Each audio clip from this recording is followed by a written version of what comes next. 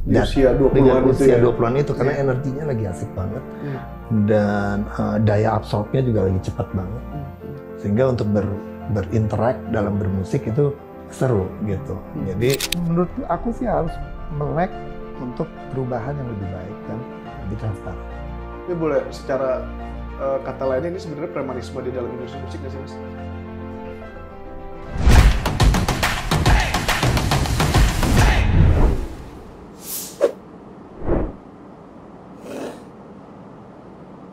Halo pemirsa TV One dimanapun kalian berada, jumpa lagi bersama saya Zulfikri Putra Malawi di dalam acara podcast Bareng Orang Hebat, dan kali ini orang hebat yang saya undang adalah seorang musisi, komposer, sound engineering, sekarang juga lagi aktif main-main video dan main-main AI.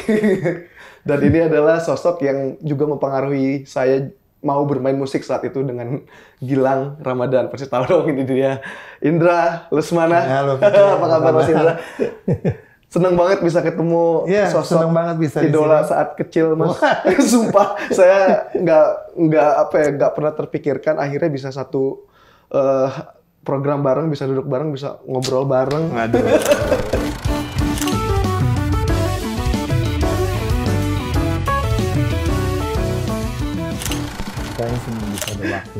Thank you banget Mas. Sekarang kita Mas habis dari Synchronize Festival kemarin. Seru banget. Dengan project barunya Do the Math. Do the Math. Iya. Bermatematika bersama Indra. Mengajak matematika bareng Indra Lesmana. Gokil. Dan di Do the Math ini juga keren banget menurut saya, yang biasanya mungkin orang kenal Indra Lesmana mainin jazz gitu ya, atau musik-musik pop yang berhasil dijadikan hits gitu ya, dibuat menjadi hits. Dan di Do the Math bareng Ray Prasetya dan Ronald Adrian ya, bikin musik yang beda juga gitu. Beda juga, iya. Lebih light dari Indra Lesmana Project. Benar, lebih light. Lebih light dari Indra Lesmana Project. Betul. Dan kemarin gimana Mas antusias dari teman-teman di Synchronize? Iya, itu yang menarik kemarin di Synchronize, itu kan merupakan pertunjukan atau showcase pertama kami. Betul. Jadi kita nggak tahu mesti mengekspektasi, kita nggak sama sekali buram ini apa yang akan terjadi karena musiknya baru, kemudian juga albumnya walaupun sudah agak lama beredarnya, tapi kan nggak ada di streaming platform. Iya. Gitu, hanya kita di CD ya? Iya, hanya mencetak CD, dan kemarin kita sempat mencetak dalam bentuk USB. Album yang sangat limited jumlahnya, tapi kita benar-benar merasa pasti nanti yang nonton tuh mungkin sebagian besar nggak tahu musiknya gitu. So kita naik. Aku memang mencoba mengemas pertunjukannya karena kita tahu ini musiknya instrumental. Aku mencoba untuk memberikan tontonan supaya matanya nggak hanya tertuju ke bandnya, yang memang mungkin yang dilihat cuma 3 orang. Aku sempat beberapa bulan syuting dan mencoba untuk mengedit video visualnya. Jadi selama pertunjukan. Oh, untuk yang Synchronize ya? Selama pertunjukan. Gitu. Jadi visualnya aku siapkan, dan mungkin itu juga membantu sedikit atau banyak, nggak tahu juga. Penontonnya nggak pindah. Jadi serius ya? Mereka ngitung juga nih biramanya berapa. Jadi yang datang penuh dan nggak bergerak. Jadi aduh, benar-benar apresiatif sekali. Ya, aku merasa sangat ya inilah gitu, bersyukur bahwa musik kita bisa diterima. Musik yang instrumental nggak gampang juga gitu, tapi mungkin juga sebenarnya kan ini dimulai dari kesukaan aku dengan math rock gitu. Aku emang senang dengar math rock, yang mana kebanyakan math rock kan gitar bass. Iya, gitar bass. Gitu, jarang yang math rock keyboard bass gitu. Nah, jadi kalau misalnya math rock dimainkan sama piano, maka dia akan kedengarannya agak jazz pasti. Karena ya memang kan? Secara DNA-nya piano itu jazz ya? Jazz kan, gitu. Jadi orang bingung nih math rock atau jazz atau apa, tapi memang fondasinya tetap, menurut aku fondasinya tetap progresif. Progresif ya. Gitu, fondasinya progresif. Melodi lagunya yang aku garap itu memang light. Gitu, aku nggak mau terlalu dark, Karena itu udah ada di ILP. Udah ada di ILP. Jadi ini udah very light, melodinya juga sangat ngepop malah. Ngepop. Banyak melodinya yang lebih sangat cair untuk dicerna. Tapi dengan hitungan-hitungan yang agak membuat musiknya menjadi berdendang sedikit ya, Iya, bergoyang sedikit iya, menjadi menarik lah dan dimainkan sama anak-anak yang punya energi luar biasa. Dan pemilihan itu kenapa Mas memilih Ray dan Ronald? Yang pertama aku perlu energi muda. Musik yang muda. Okay. Karena emang ini kan influence-nya dari musik modern yang kekinian. Ya. Jadi harus dimainkan sama anak-anak yang grew up. Sesusianya ya. Iya, yang di usianya. Dan Ray Prasetya aku udah incer lama. Okay. Dia pertama kali aku dengar main sama Eva malah. Yeah. Gitu. Terus jadi aku mencoba menghubungi Ray pun melalui Eva dan Demas. Gitu. Karena seangkatan ya Mas? Iya, seangkatan. Kemudian Ronald karena dia ada di ILP kan. Gitu. Jadi ILP lagi pada saat aku bilang, nah kayaknya gue ada musik-musik yang cocok, nggak cocok buat ILP tapi cocok buat project baru yang cocok dengan gaya main lo gitu. Jadilah Do The Math ini. Do The Math. Dan akan dirilis juga rencananya Piringan Hitamnya, betul Mas? Piringan Hitam. Jadi kita udah keluarin CD. Udah ada 2 single di YouTube. Kemudian ada USB album yang baru saja kita edarkan kemarin. Ya, mulai hari ini juga sudah ada online di toko kami dan di Majors sebagai distributor kami juga. Yeah. Dan yang berikutnya Piringan Hitam. Streaming platform belakangan banget ya pokoknya. Tapi yang menarik di situ juga Mas Indra bikin AI sendiri video klip. Video klipnya aku yang bikin. Kenapa tertarik dengan AI Mas? Maksudku ini aku melihat Mas Indra sebagai musisi senior yang ini kan album ke-65. Iya, kesekian. Yang album studionya gitu ya. Iya. Dan mau untuk terus keep up dengan teknologi gitu Mas. Karena nggak banyak musisi di masanya Mas Indra gitu. Mau skip up itu gitu dan bahkan sampai bikin AI sendiri gitu kan. Iya. Itu kenapa sih Mas yang bikin ngedorong Mas tetap punya spirit untuk ada? Iya. Mungkin aku selalu ngelihat main musik itu sesuatu yang selalu fun buat aku gitu ya. Jadi the creative process itu aku punya passion di creative process. Okay. Jadi pada saat aku tahu misalnya ini lagi nggak ada kerjaan sebulan gitu, buat aku malah itu aku happy banget. Karena pada saat sebulan itulah aku bisa main-main lagi gitu kan. Iya. Dan aku into teknologi dari dulu, gitu. Memang suka dengan teknologi. Pertama-tama dari kecil senangnya bikin rekam-rekam sendiri dari kaset ke kaset, kemudian pakai pita besar, kemudian dengan adanya komputer gitu ya.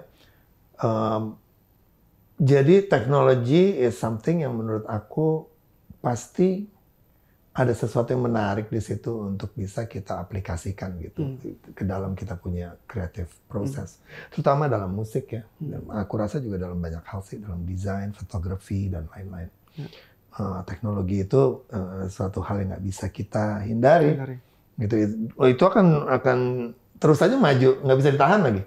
Dia akan terus maju gitu dan menurut aku menarik gitu untuk bisa kita manfaatkan itu gitu untuk kita punya creativity. Tapi dorongan terbesarnya selain memang suka teknologi, apakah juga melihat bahwa kondisi musik Indonesia saat ini gitu ya Mas, kalau sebagai seorang musisi itu stagnan, jadinya nggak bisa ngapa-ngapain, atau karena ini dipacu juga untuk ya harus gitu sebagai bentuk album-album yang baru gitu, refreshment untuk pendengar-pendengarnya Mas Indra? Ya kayaknya kalau yang kedua mungkin bukan secara sengaja ya aku, tapi sengaja ditargetkan enggak ya? Enggak sengaja seperti itu, tetapi memang aku selalu seneng sama spirit bermusik anak-anak muda. Kenapa? Karena aku dulu pernah muda Iya. dan spirit semangatku itu aku masih ingat Masih banget. ingat banget. Dan aku tahu passion itu adanya di umur-umur berapa, yang lagi peak-peaknya itu. Dan anak-anak yang umur segitulah yang kalau diajak main seru banget. Gitu. Oke. Jadi aku pengen keep up-nya justru dengan Di usia 20-an dengan itu usia ya. 20-an itu karena energinya lagi asik banget. Dan daya absorbnya juga lagi cepat banget. Sehingga untuk berinteract dalam bermusik itu seru gitu. Jadi itu sebenarnya semangat itu sebenarnya yang pertama. Mencoba untuk memberikan young spirit to the music itu sih kalau aku yang pertama. Sehingga ketika udah ngomongin sound atau hal-hal teknis lainnya itu nyambung dengan hal-hal yang ada di kekinian gitu. Dalam hal ini mungkin AI dan teknologi, kemudian efek-efek yang digunakan zaman sekarang seperti apa gitu ya. Jadi obrolannya juga akhirnya masuk gitu. Ke situ ya. Iya, artinya kan bisa dibilang nih bapaknya anak-anak nih gitu ya. Kalau generasi 22 ya, tapi masih tetap open gitu ya Mas. Kan biasanya kan kebanyakan musisi senior tuh. Iya. Nah, aku tuh nggak pernah percaya tuh sama senioritas gitu. Aku merasa bahwa aku harusnya memang selalu belajar dari yang muda gitu. Karena yang muda, apalagi zaman sekarang yang muda itu memiliki informasi jauh lebih cepat dan lebih banyak ketimbang waktu kita dulu atau pada saat kita umur 20-an itu dengan anak umur 20-an sekarang jauh sekali informasi yang didapat gitu. Jadi main sama teman-teman kayak dalam hal ini di Do The Math dengan anak-anak umur 25, umur 29, 30. Justru aku pengen dapetin info-info yang bisa mereka kasihin ke aku gitu. Misalnya, Mas udah dengar ini belum? Belum. Musik-musik barunya. Musik-musik baru gitu kan. Terus dengar, oh sekarang kesini nih arahnya gitu kan. Memang kebetulan juga aku memang suka gitu. Jadi setiap hari juga aku kalau bangun pagi sambil ngopi, buka streaming platform, melihat new release ada apa gitu di dunia. Gitu. Sekarang nih lagi apa musik dan semua jenis musik, semua genre, mau itu jazz, rock, aku cek. Pasti aku cek math rock. Hari ini siapa yang naik? Jazz siapa? Pop siapa? EDM siapa? Gitu. Dan menganalisis itu ya. Dan menganalisis itu. Karena sebelum ke situ, saya pengen tahu dulu Mas Indra, apa arti musik buat Mas Indra? Waduh. Karena itu udah jadi bagian hidup gitu ya. Jadi musik itu udah kayak buat aku musik itu adalah semua yang ada di sekitarku dan yang ada di dalamku gitu. Jadi everything is about music sebenarnya buat aku. Gitu, bunyi-bunyian yang aku dengar, kemudian perasaan yang aku rasa. Baik itu semua senses yang ada di dalam tubuh aku ini itu musik buat aku gitu. Dan apa yang aku lihat, apa yang aku dengar, apa yang aku cium itu semuanya bisa menjadi bagian dari musik itu sendiri. So musik adalah aku sih sebenarnya. Kalau banget yang senior berbicara seperti ini. Dan karena musik adalah aku gitu ya Mas. Dan aku ngelihat ada Indra Lesmana Independent Networking. Bener ya? Iya. Jadi inline music. Iya, Indra Lesmana Independent Network. Independent Networking. Nah itu diciptakan atas keresahan Mas Indra kah? Atau karena memang ini murni untuk bisnis musiknya aja atau seperti apa Mas? Yang pertama sih lebih. Jadi aku kan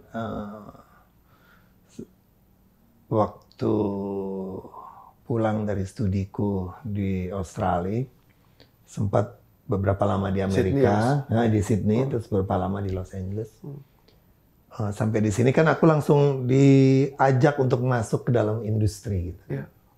Yang mana saat itu sebenarnya aku masih buta banget sama. Tahun berapa itu? 80-an. Ya 80-an, awal 80-an. Jadi banyak hal yang sambil berjalan itu aku ngerasa seharusnya aku lebih banyak memahami peta industri gitu. Jadi saat itu karena keinginan bermusiknya lebih besar daripada kepeduliannya tentang perkembangan atau bagaimana memahami industri itu. Sehingga aku baru belajarnya tuh baru di tahun-tahun 2007, 2008 lah baru mulai. Oh ini kayaknya aku banyak yang harus dibenahi banyak yang dibenahi dan aku harus belajar sendiri untuk bisa mengelola musikku sendiri gitu. Karena it's a jungle out there gitu. Karena buat aku it's just gila. Udah deh mulai bikin sendiri pelan-pelan. Setidaknya bisa mengakomodir apa yang aku pengen bikin. Dan kebetulan istriku juga sangat mendukung kebutuhan-kebutuhan yang dibutuhkan dalam membuat sebuah label dan ekosistem sendiri itu, baik itu dari segi lagu-lagu yang aku ciptain. Berantakan kan lagu-laguku kan ada di mana-mana gitu. Jadi yang benar-benar bantu ngumpulin database dan lain sebagainya itu ya istriku lah. Dan saat itu berarti Mas Indra hanya memikirkan sebagai musisi aja, manggung aja udah. Iya. Nggak peduli dengan kondisinya gitu ya. Benar, nggak begitu paham gitu. Dan karena ketidakpemahaman aku banyak hal-hal yang pada akhirnya setelah aku paham aku merasa bodoh gitu. Aduh kenapa bodoh banget ya gitu. Karena nggak paham gitu ya. Dan gimana ya, saat itu banyak sekali musisi-musisi tahun 80-an yang memang tidak paham, ya sehingga banyak sekali deal-deal yang pada saat kita mungkin anak-anak sekarang melihat gila aja gitu, ya kita ngelihatnya juga sama sih sekarang, kok mau gitu, tapi memang gitulah keadaannya saat itu, jual putus. Ya kan, terus ketidakjelasan tentang berapa sebenarnya penjualan album kita, yang realnya gitu. Emang dibuat semuanya jadi kayak abu-abu. Berapa yang dibajak? Iya, berapa yang dibajak sendiri. Membajak nih pasti ya, saat itu pasti dibajak sendiri aja ya kan. Hal-hal seperti itulah yang membuat kita akhirnya mendingan kita menjadi independen gitu. Kita harus belajar. Ini berarti dalam konteks major label kah? Iyalah, cuman itu ya. Karena saat itu emang yang ngelit ya major label ini ya. Major label kan gitu, dan industrinya benar-benar mereka yang mengelola. Bahkan untuk menjadi independen nggak bisa. Mati saat itu. Kita nggak boleh nyetak CD sendiri. Saat itu, gitu. Jadi benar-benar tahun yang sulit sekali bagi Tapi seniman. Kesadaran untuk independen udah ada saat itu? Sudah. Jadi aku sempat bikin tahun 96 apa ya, album bersama Prabudi Dharma dan Gilang Ramadan, PIG. Judul albumnya Lost Forest. Gambar cover sendiri, cetak CD sendiri. Jual direct sendiri. Dimarahin aku kiri kanan. Tapi siapa yang mau ngedarin musik kayak begitu juga? Gitu kan? Orang musiknya avant-garde. Gitu, yang nggak ada marketnya bagi industri saat itu juga. Belum ada sosmed juga saat itu kan? Belum ada sosmed. Harus kita sendiri yang gerakin untuk bisa mengkomunikasi musik ini gitu. So kita mulai ngejalanin, memang udah pelan-pelan saat itu. Gitu ya, dimarahin banyak pihak, tapi aku nggak merasa aku melanggar hukum saat itu, karena ini kesenian, gitu. Ini bukan masalah industri, ini kesenian. Ini sama aja, lo nggak boleh gue ngelukis, gitu. Masa gue nggak boleh ngelukis, gitu kan? Bagi aku, music harus mempunyai freedom seperti itu, gitu. Saat itu ya. Dan ya alhamdulillah sekarang udah seperti itu semuanya. Mereka udah bisa, teman-teman seniman udah bisa berkarya sendiri di rumah. Layaknya pelukis-pelukis yang ada di rumah. kemudian bisa menjual lukisannya sendiri. Iya, iya. Gitu. Karena saat itu alat rekaman semuanya ada di mereka ya. Ada di mereka dan mahal.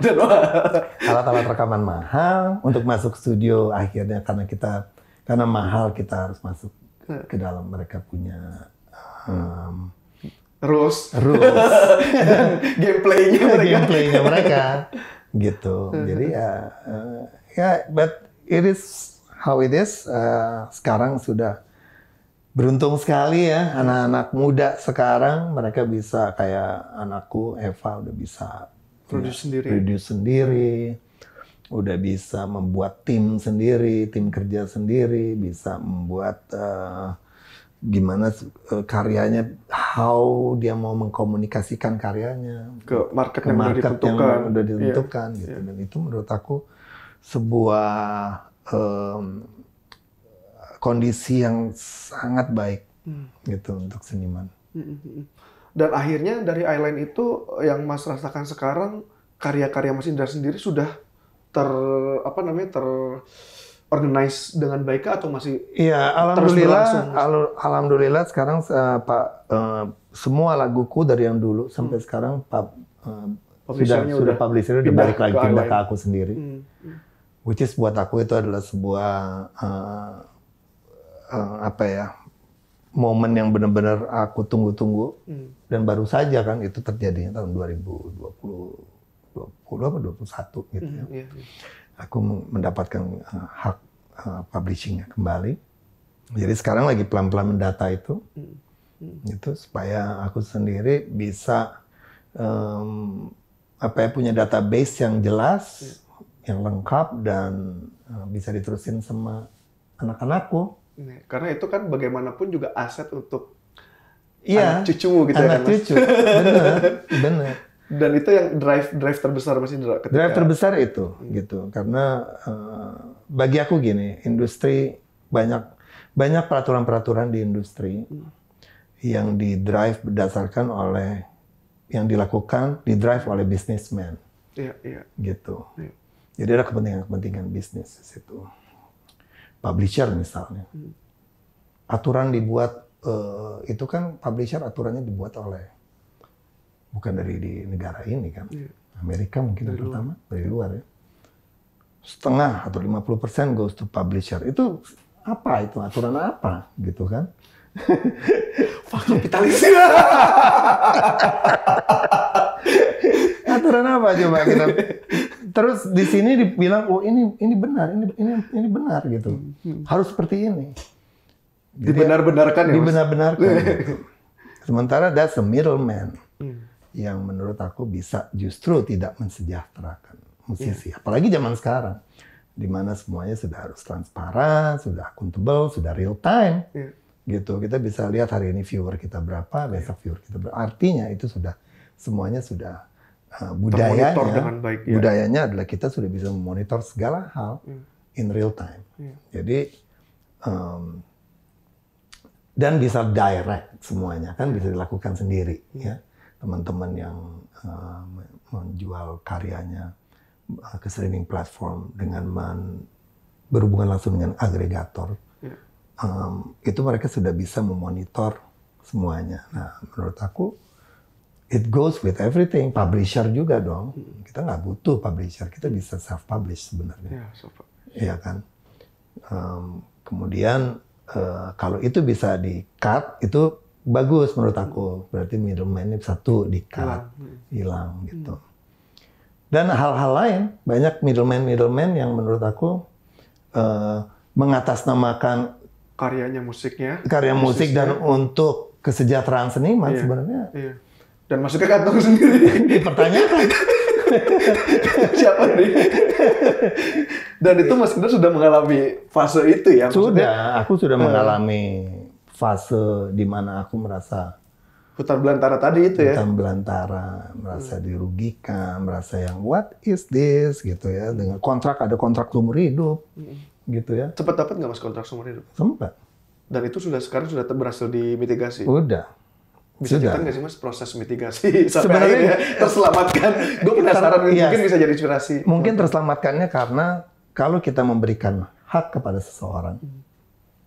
berarti kapan saja kita bisa menarik kembali hak tersebut.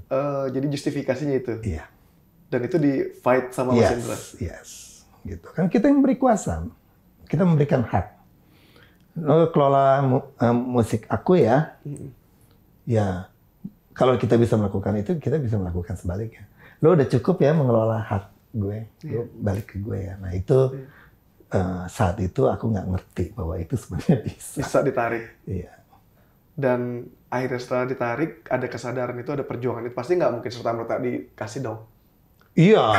Pasti kan ada proses panjangnya. Ada proses lagi. Bisa jadi itu Mas. Ada paling ya mungkin yang bisa di-share deh gitu, supaya teman-teman bisa semangat juga untuk memperjuangkan hak-haknya ke mereka. Sebenarnya kalau misalnya kita menggunakan yang tadi aku sampaikan bahwa seseorang yang memberikan haknya kepada kuasa itu bisa menariknya at any time.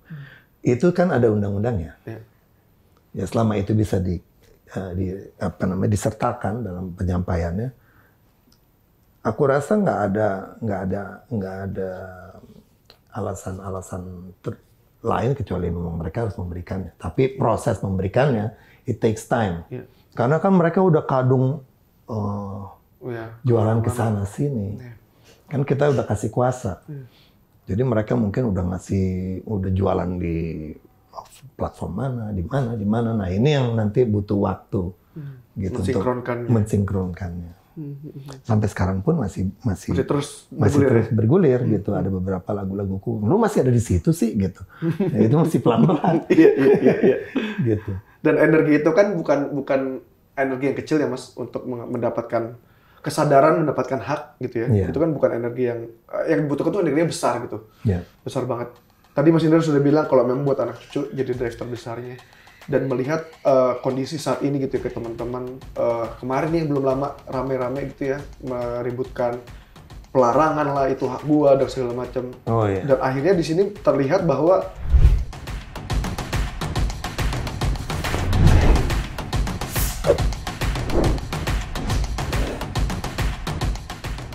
knowledge dari musisinya sendiri atau komposernya sendiri juga beragam nih Mas. Benar. Gitu kan, juga dinamis banget gitu. Ini mereka sebenarnya mana sih yang harus bisa dilihat gitu.